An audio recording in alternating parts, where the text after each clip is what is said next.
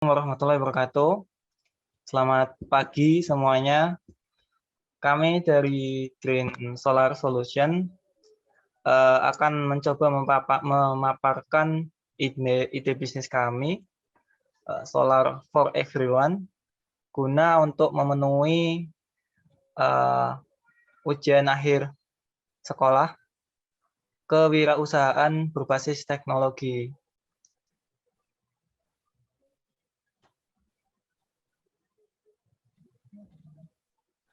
Sebelumnya kami perkenalkan dulu, nama saya Imam Nur Hasim, di sini sebagai CEO, dan ada rekan bisnis saya, Bapak Riko, sebagai Project Manager. Kemudian ada Bapak Suratmin sebagai Technical Manager.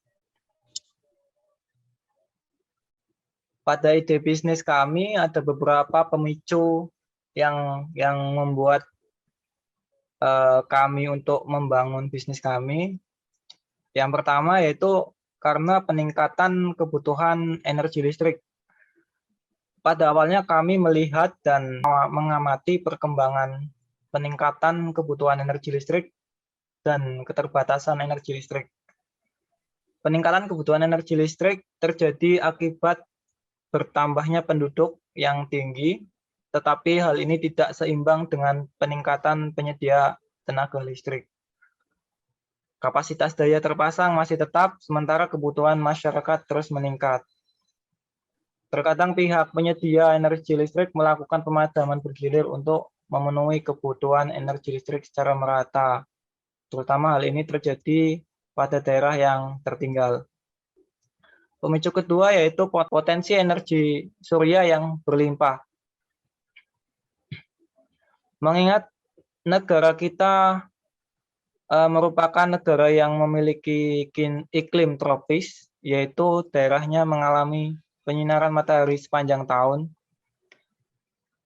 Indonesia dikaruniai sinar matahari yang berlimpah sepanjang tahun, yaitu lebih dari 6 jam sehari atau 2.400 jam dengan rata-rata intensitas sekitar 4,8 kWh per meter persegi per hari di setiap tahunnya.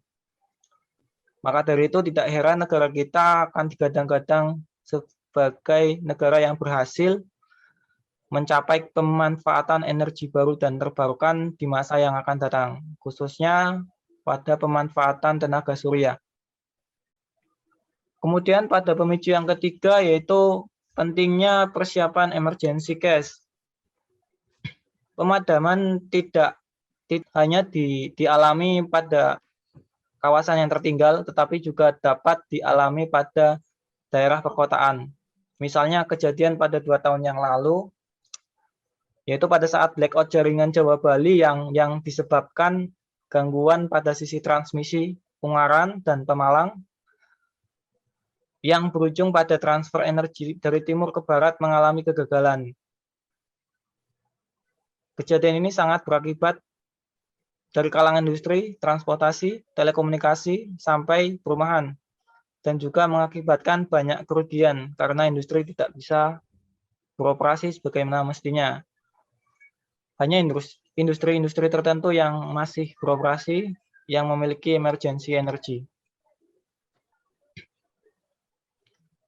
Noble purpose dari bisnis ini yaitu di sini kami selain menawarkan jasa dan produk kami juga mencoba mengenalkan kepada masyarakat tentang energi terbarukan ini. Ide ini memang bukanlah ide yang baru, namun masyarakat masih kurang mengenal dengan adanya energi ini. Maka dari itu pentingnya kita untuk mengenalkan dan menawarkannya.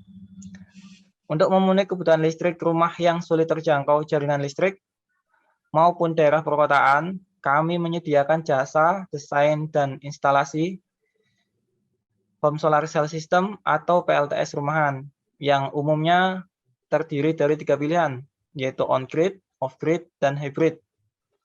Sistem ini akan meringankan tagihan listrik customer dan juga memenuhi kebutuhan backup listrik pada saat ketersediaan listrik PLN terbatas. Untuk Design thinking akan dijelaskan oleh Bapak Riko selaku Project Manager. Silakan Bapak Riko. Baik Mas Imam, terima kasih untuk telah menjelaskan noble purpose yang dijalankan oleh perusahaan kita ya Mas ya. Ya. Sekarang di sini saya akan menjelaskan mengenai design thinking yang kita jalankan. Yang satu itu ada empathize, yang dimana meningkatkan ketergantungan kehidupan manusia terhadap energi listrik dan ketersediaan energi listrik yang masih terbatas. Dan yang kedua, itu ada define, yaitu melihat keluhan konsumen pada saat pihak penyedia energi listrik melakukan pemadaman bergilir dan pada saat ketidaksiapan konsumen menghadapi situasi emergensi energi listrik. Yang ketiga ada idea, yaitu produk yang akan kami buat adalah jasa desain dan instalasi energi terbarukan, yaitu pemanfaatan energi matahari menjadi energi listrik. Yang keempat itu ada prototype, sistem instalasi solar panel yang menggunakan teknologi terbaru dan dapat dimonitor menggunakan aplikasi phone solar monitoring. Dan ada yang kelima yaitu tes. Setelah melakukan instalasi yang dilakukan oleh pekerja profesional kami, maka sebelum dinyatakan layak operasi, kami akan melakukan uji testing yang dimana melakukan penguji yang berpengalaman.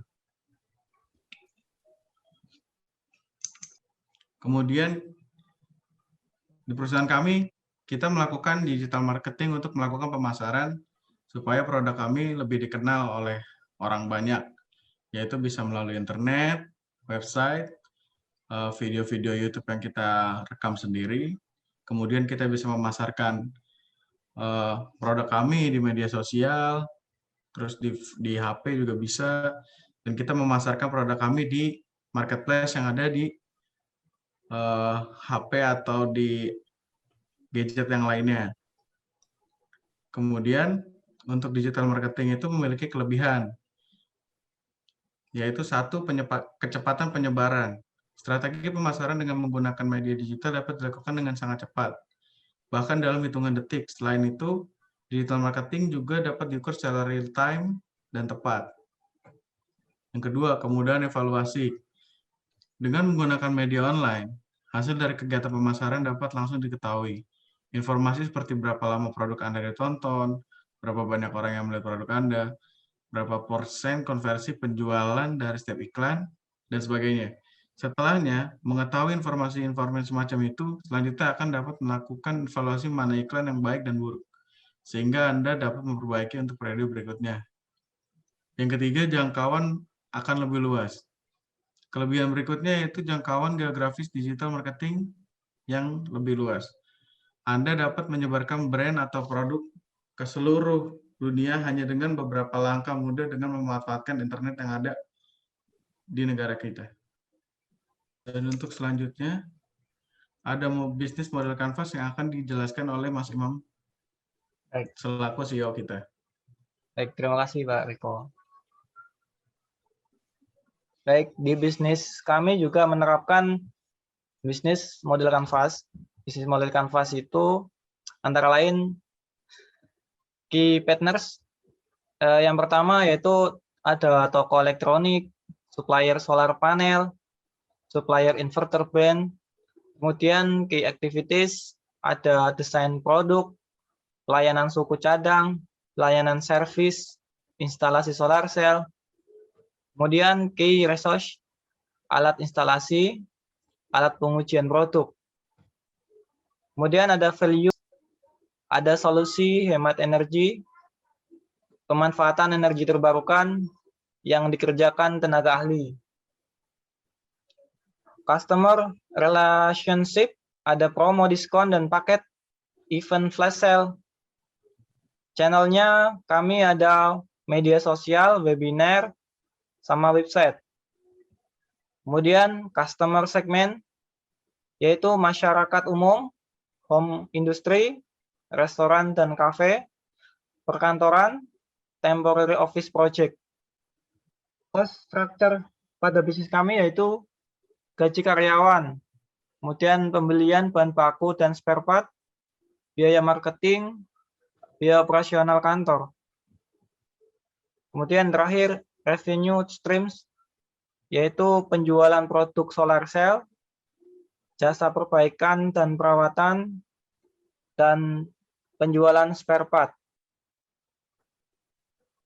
Kemudian ada sistem home solar cell yang kami tawarkan. Antara lain ada off-grid, on-grid, dan hybrid. Ketiga sistem ini akan dijelaskan oleh Bapak Radmin selaku Technical Manager. Silakan Bapak Radmin. Baik, terima kasih Pak Imam. Jadi solar cell ini adalah komponen yang dapat mengubah energi cahaya matahari menjadi energi listrik dengan menggunakan prinsip photovoltaic, yaitu solar cell.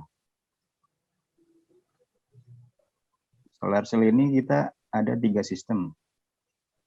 Yang pertama off-grid system, yang kedua on-grid system, dan yang ketiga hybrid system.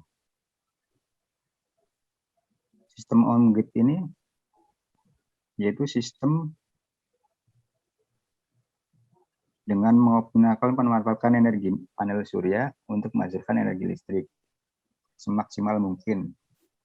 Dengan adanya pemanfaatan energi panel surya menghasilkan energi listrik, jadi akan mengurangi tagihan energi listrik dan memberikan nilai efisien. Untuk sistem off-grid, yaitu sistem pembangkit listrik yang mengandalkan energi matahari, kemudian disimpan ke dalam baterai. Jadi, seandainya malam hari kan nggak ada sistem matahari, nggak ada sinar, kita tetap bisa menggunakan listrik karena udah disimpan di baterai tersebut. Kemudian untuk sistem hybrid, yaitu di mana sumber energi listrik yang dihasilkan dari panel surya dapat digabungkan ke sumber listrik, yaitu ke PLN. Dengan demikian, secara bergantian kedua sistem saling backup ketika terjadi kekurangan daya listrik atau pemadaman. Jadi dalam sistem energi, panel surya akan dikonversikan dan ditampung ke baterai. Ketika listriknya melebihi dari kapasitas baterai, maka sistem dari PLN akan masuk. Nah, sistem hybrid ini sistem yang bagus. Jadi, kombinasi antara sistem off-grid dan on-grid. Secara gambaran, secara sistem, di sini kita ada 3 sistem yang langsung kita gambarkan di sini. Yang garis line warna biru ini adalah sistem off-grid. Jadi dari panel surya masuk ke baterai controller. Setelah itu, energi yang dari panel surya disimpan ke dalam baterai. Setelah itu, dari baterai dirubah ke inverter dari tegangan DC menjadi tegangan AC yang bisa digunakan untuk kebutuhan rumah. Yang kedua, kita yang sistem on-grid, yaitu yang warna hijau. Jadi urutannya dari panel surya, energi yang dari panel surya kita rubah melalui inverter, dan dari inverter ini langsung masuk ke jaringan PLN. Jadi apabila energi PLN pada siang hari itu dibantu jadi dari panel surya dan dari PLN. Jadi panel surya ini mengurangi daya yang kita pakai dari sumber PLN. Jadi mengurangi efisiensinya. Nah, untuk sistem hybrid ini kita kombinasi antara sistem on-grid dan off-grid. Jadi untuk sistem hybrid ini lebih canggih ya, karena walaupun siang hari